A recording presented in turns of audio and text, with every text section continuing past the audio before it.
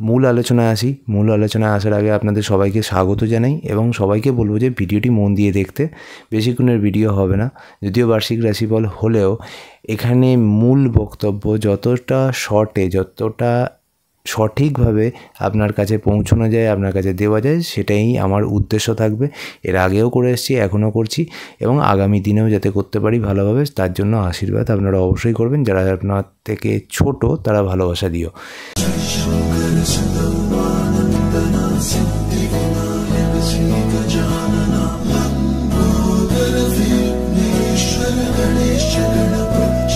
ভিডিওটির প্রথমে আমি আপনাকে বলব, বৃহস্পতির গোচর যেখানে দ্বিতীয় ঘরে হচ্ছে, তারপর তৃতীয় ঘরে হচ্ছে, তারপর চতুর্থ ঘরে হচ্ছে। এই বছরে যদি আপনাকে ভরপুর আশীর্বাদ কোনো গ্রহ দিয়ে থাকে, সেটা হলো বৃহস্পতি দিতে পারবে, তাছাড়া আর কারোর ক্ষমতা এখানে নেই। বৃহস্পতিকে যখন বছরের শুরুতে দেখব তখন বকরি, তারপরে মার্গী এবং তারপর অতিচারী অবস্থায় আমরা দেখতে পাবো। বৃহস্পতির এই গোচর কোনো না কোনোভাবে এটাই আপনাকে বলছে, প্রথমে আর্থিক ডেভেলপমেন্ট করুন, তারপর মানুষের সাথে যোগাযোগ বাড়ান এবং সেখানে যদি আপনি কোনোভাবে সংস্কৃতির সাথে যুক্ত থাকেন, কোনোভাবে আপনি যদি লেখালেখির সাথে যুক্ত থাকেন, কোনোভাবে যদি পত্রিকার সাথে যুক্ত থাকেন, কোনোভাবে কোনো পাবলিশার্সের সাথে যুক্ত থাকেন, তাহলে সেখানে নিজের লেখার মাধ্যম, নিজের শিল্পকলার উন্নতি এবং নিজের যে বিভিন্ন আদার্স মাধ্যম সেইগুলোর উন্নতি, মানুষের সাথে যোগাযোগ বাড়ানো, সেলস পার্সন হলে সেখানে সেলসের বৃদ্ধি করা, আর্থিক বৃদ্ধি করা, সেটাই আপনাকে বোঝাচ্ছে। কিছুটা ভাগ্যের স্বাদ কিন্তু তখনও পাবেন। আমি আসছি, আপনি হয়তো ভাবছেন যে 7.5 আছে, কী করে ভাগ্যের স্বাদ পাবো, কিন্তু হ্যাঁ, 7.5 ব্যাপারটায় আসছি। 7.5 আসার আগে কিন্তু বৃহস্পতি তার তৃতীয় ঘর থেকে আপনাদের নবম ঘরের দৃষ্টি দেবে এবং সেটাও তার নিজের ঘর, এবং তার ফলে আপনার ভাগ্যের উন্নতি, আপনার ট্রাভেল, আপনার পড়াশোনার উন্নতি, আপনার উচ্চশিক্ষার যোগ, আপনার গুরুর সান্নিধ্য ইত্যাদি পাওয়ার সম্ভাবনা বেশি। এই বছরের ফার্স্ট হাফে একটা রেমেডি বলে দিই, এই বছরের ফার্স্ট হাফে আপনারা অবশ্যই কাল ভৈরব মন্দির একবার দর্শন করে আসুন। 7.5 শুরু হওয়ার আগে কাল ভৈরব মন্দির দর্শন যারা যারা করতে পারবেন, 7.5 প্রভাব অবশ্যই সেখানে কম হবে। এই রেমেডিটা দিলাম, এর জন্য কিন্তু অবশ্যই ভিডিওটি শেয়ার করবেন, কারণ অন্যকে জানতে হবে না। যতক্ষণ না সে জানতে পারছে, তার লাভ সে নিতে পারবে না। আমরা পুঙ্খানুপুঙ্খ কিছু আলোচনা আসবো, যেখানে 50 ডেজ ভাবে ভাগ করছি। দেখুন, ফার্স্ট আমি আপনাদের হেলথ সম্পর্কে বলবো। হেলথ সম্পর্কে বলে তারপরে যে 50 ডেজের কী গল্প, সেটা আপনাদের বিশেষভাবে বোঝানোর এবং জানানোর চেষ্টা করব মেষ রাশিকে। ফার্স্ট আমি আপনাকে বলবো মার্সের পজিশানস, মঙ্গল, আপনাদের যে লগ্নপতি, যদি আপনার লগ্ন মেষ হয় তাহলে আপনার ক্ষেত্রে লগ্নপতি, আপনার যদি রাশি হয় তাহলে আপনার রাশিপতি।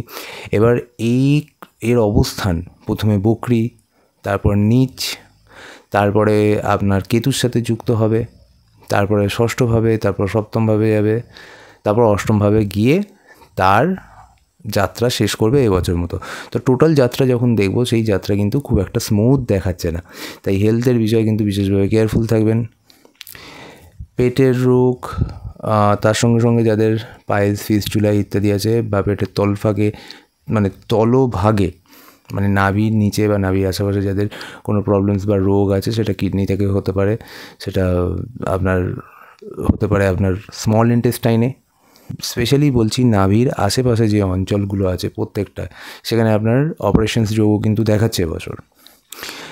তাই আমি আপনাকে বলবো এই বছরটা বিশেষভাবে হেলথের ভীষণভাবে কেয়ার করুন, প্রচণ্ডভাবে, এবং প্রত্যেকটা সময় কিন্তু আমি আপনাকে বলে দিচ্ছি।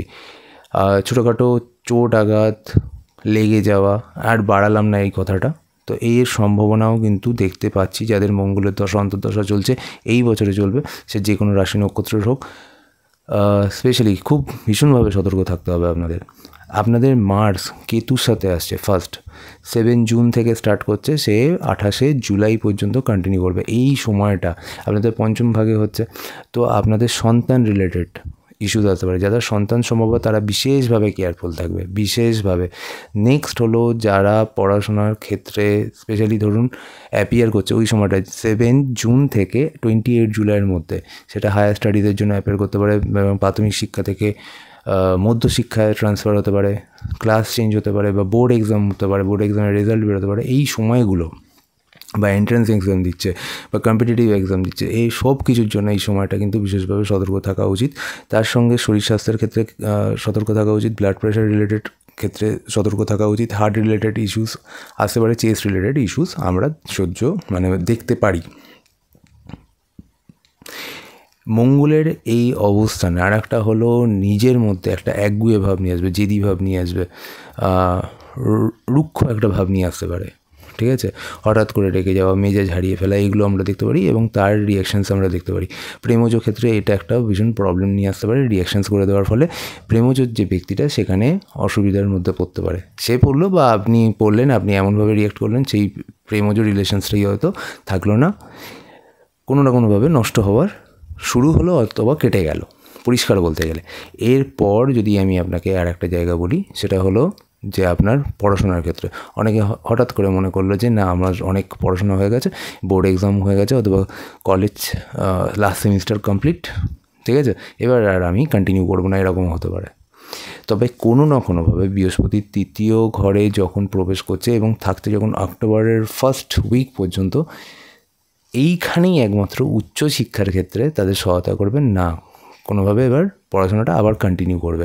তার মানে কি হয়তো জুন জুলাই এরকম একটা ভাবনা চিন্তার পরে আবার আগস্টে গিয়ে মনে করলো না এবার আমায় আবার পড়াশোনা স্টার্ট করতে হবে, আমার আগের যে 1 মাস আগে বা 2 মাস আগে যে ভাবনা চিন্তাটা আমি নিয়েছিলাম সেটা ভুল হতে পারে। তাহলে এটা আবার ভালো জিনিস। এইবার আমরা চলে আসবো মার্সের পজিশনস হয়ে যাবে আপনার 6,000 আপনার মার্স থাকছে 28 জুলাই থেকে 13 সেপ্টেম্বর পর্যন্ত।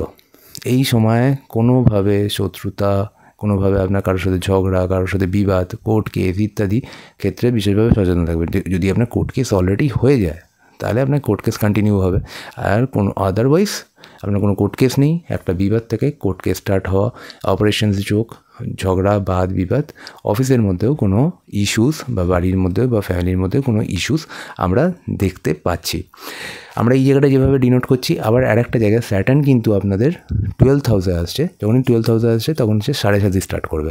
7.5 স্টার্ট করার সময় যখন 28 মার্চ, এরপরে আমরা 29 মার্চে আমরা আপনাদের 12th হাউসে চলে আসতে দেখবো, এবং 29 মার্চ থেকে অলমোস্ট 18 মে পর্যন্ত সে রাহুর সাথে স্যাটার্ন একসাথে থাকবে আপনাদের 12th হাউসে। এই সময় হঠাৎভাবে কোনো যদি ডিসিশন নেন, specially finance related, invest related, তাহলে কিন্তু লসের সম্ভাবনা থাকছে।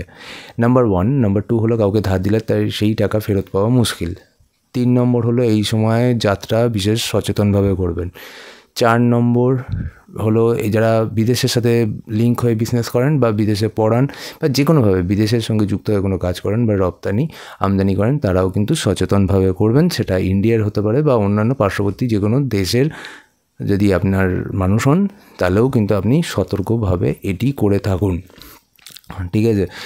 এই সময় বিশেষভাবে কোনোভাবে আইনত সমস্যা, কোনোভাবে ঝগড়া বিবাদ, এই সময়টাও দেখাচ্ছে। 50 ডেজ এইখানে, আবার ওইদিকেও 50 ডেজ, আমি একটা 50 ডেজ এর আগে বলে দিলাম, আবার এইখানে একটা 50 ডেজ 18 মে পর্যন্ত ঝগড়া বিবাদ, আইনি সমস্যা অথবা স্পেশালি হেলথ রিলেটেড কোনো ইস্যুর জন্য, সেটা নিজের হতে পারে বা ফ্যামিলির হতে পারে, তার জন্য এক্সপেন্ডিচার, আবার হঠাৎ কোনো এক্সপেন্ডিচার দেখা যাচ্ছে। আর একটা জায়গায় এক্সপেন্ডিচার দেখা যাচ্ছে, সেটা হলো প্রপার্টির ক্ষেত্রে। বাড়ির ক্ষেত্রে আপনি মনে করলেন একটা বাড়ি বা প্রপার্টি করলেন, তা আপনার জমানো টাকা সেখানে ইনভেস্ট করলেন, সতর্ক হয়ে করবেন। প্রপার্টি সেই সময় কেনা দেখাচ্ছে, but at the same time এর কারণ দেখাচ্ছে কি, সেই মঙ্গল যখন 4 এপ্রিল থেকে 7 জুন পর্যন্ত আপনাদের 4th হাউসে থাকবে, প্রপার্টি যোগ থাকবে, মার্গী এবং অতিচারী হয়ে যাবে। হলেও ওই সময়টা স্যাটার্ন রাহুর যে 12th হাউসে থাকা, সেটা যদি আপনি সতর্ক হয়ে না করেন তাহলে লসেস হয়ে যাবে। তো এই বছর প্রপার্টি যোগ কিন্তু আমি আবার বললাম দুটো টাইম দেখাচ্ছে, একটা হলো মার্চ এপ্রিল এই টাইমটা, সেটা সতর্ক হয়ে করতে হবে। এবং যদি আপনি মনে করেন যে পরে করবেন, স্পেশালি ধরে নিন অক্টোবর এবং নভেম্বর, স্পেশালি 20 অক্টোবর থেকে স্টার্টিং যে সময়টা হচ্ছে, ওই সময়টায় যদি আপনি করেন মনে করেন, তাহলে সেই সময় কিন্তু এতটা লসেস হওয়ার যোগ বা ধরুন ক্ষতি হওয়ার যোগ কিন্তু দেখাচ্ছে না। ফিন্যান্সের ক্ষেত্রে অলটুগেদার যদি বলতে পারেন, ফিন্যান্সের ক্ষেত্রে মানি ফ্লো থাকছে, কিন্তু এক্সপেন্ডিচারও কিন্তু হাই থাকছে। মাঝে যে সময় 50 ডেজ টাইমটা বললাম, 29 মার্চ থেকে 18 মে 2025, এই সময় এক্সপেন্ডিচার হাই দেখাচ্ছে। পরে গিয়ে সেটা স্টেবল হবে, কিন্তু এক্সপেন্ডিচার কোনো না কোনো কারণে দেখাচ্ছেই। নিজের হেলথের আর একটা জায়গা, সেটা হলো পায়ের ক্ষেত্রে বিশেষভাবে কেয়ারফুল থাকবেন।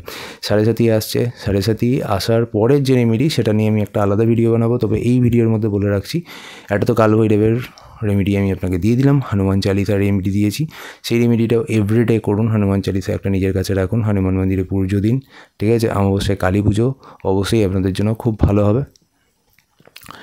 এই সময়ে 7:30 কাজের কিন্তু ডিলে হয়, বা যেভাবে আপনি চাইছেন কাজটা করতে সেভাবে হয় না। হেলথের জন্য হেলথ ইস্যুস আসে, অলসতা আসে, উইকনেস আসে, কাজের চাপ বাড়ে, ঠিক আছে। এইবার আমি মেন জায়গায় চলে যাচ্ছি, ফিনান্সের পরে আমি চলে যাচ্ছি যদি আপনি সাপোজ লোন নিতে চান, তো ফার্স্ট হাফে লোন নেওয়া খুব একটা ভালো দেখাচ্ছে না। আর একটা টাইম যেটা আমি বলবো যে 28 জুলাই থেকে 13 সেপ্টেম্বর এই সময় লোন নেওয়ার একটা প্রবণতা দেখা যাবে। তবে আপনি অবশ্যই সেখানে চিন্তা করতে হবে যে আমার লোনের কতটা প্রয়োজন, আদারওয়াইজ লোন নেওয়া ঠিক হবে না। এবার বিজনেস অ্যান্ড জব, যে দুটো জায়গা কিন্তু খুব ইম্পর্ট্যান্ট। বিজনেসের ক্ষেত্রে অনেকগুলো জায়গা আমার বলার আছে। ফার্স্ট হলো বিজনেসে ইনভেস্টমেন্ট, এবছর বুঝে শুনে করুন। বিজনেসে একটা সময় আমি বলবো যে পার্টনারশিপ ইস্যু, সেটা একটা সময় আমি বলবো সেটা হলো 14 সেপ্টেম্বর থেকে 27 অক্টোবর, এই সময় পার্টনারশিপ ইস্যু আসতে পারে। বিজনেসের জন্য লোন নেওয়া বুঝে সুঝে নিন, কারণ এর একটা টেন্ডেন্সি দেখা যাবে এবং দেখা যাবে কোনো না কোনোভাবে সেই বিজনেসের একটা টাইম যে লস বা একটা টাইম অনেকটা টাকা ইনভেস্ট হওয়ার পরে সেটাকে রিকভারি করা কিন্তু ডিফিকাল্ট হচ্ছে। ধার দেওয়া, বিজনেসের জন্য কাউকে ধার দেওয়া এই সময় একদমই উচিত হবে না। অল টুগেদার বিজনেসের জন্য একটা টাইম খুব ভালো আসছে, সেটা হলো মে টু অক্টোবর। এই টাইমটায় আপনাকে মোস্টলি বিজনেসটা বাড়াতে হবে, করতে হবে এবং অনেক সুযোগ নিশ্চয়ই আসবে। পার্টনারশিপ করুন, বাট ওই মাঝে যে টাইমগুলো বললাম সেই টাইমগুলো সতর্ক থাকুন।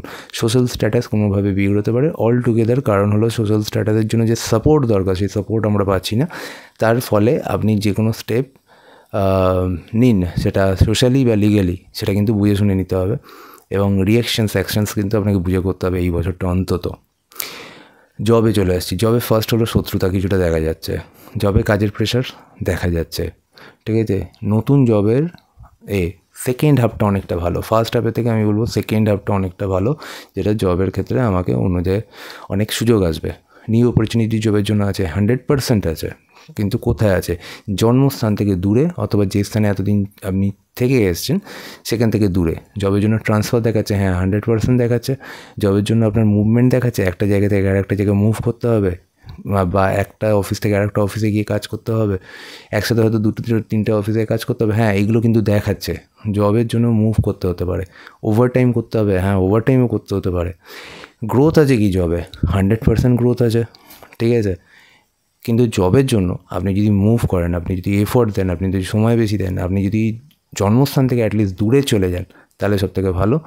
স্পেশালি আরবান এরিয়া, অথবা ধরুন আপনার যে জন্মস্থান সেখানে আপনি যদি কাজ করেন, তাহলে কাজের প্রেশার বা ঝামেলা কিছু বেশি আসতে দেখা যাচ্ছে। অনেকগুলো রেমেডি বলে দিলাম। 7:30 জন্য একটা স্পেশাল ভিডিও বানাবো, সেটা অবশ্যই আপনারা দেখবেন। দেখলে আপনারা এই বছরে কী হবে আরও জিনিসটা ক্লিয়ার হতে থাকবে আপনার কাছে। জয় শ্রীকৃষ্ণ, সবাই খুব ভালো থাকবেন, বছর খুব ভালোভাবে কাটুন। ভিডিওটি শেয়ার করুন, সাবস্ক্রাইব করুন, যারা আমাদের সাথে যোগাযোগ করুন, ওপরে দেওয়া আছে নাম্বার, চেম্বার অ্যাড্রেস দেওয়া আছে। সবাই খুব ভালো থাকবেন, জয় শ্রীকৃষ্ণ।